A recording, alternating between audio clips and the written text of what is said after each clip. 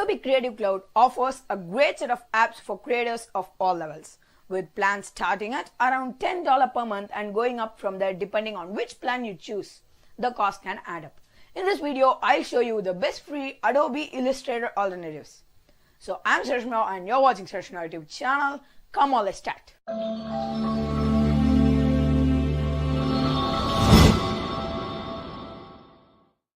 Adobe Illustrator is a vector graphics editor that is used to draw illustrations, diagrams, charts, and logos and other types of art. When creating a new artwork, use Illustrator or something similar. A vector graphic will never lose its quality if it's scaled up or down. If you work with vector graphics, the best free alternative that you will find is Inkscape.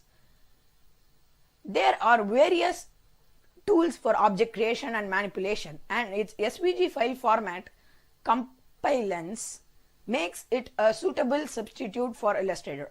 If you have used Illustrator in the past, you should have no trouble figuring out how to use Inkscape.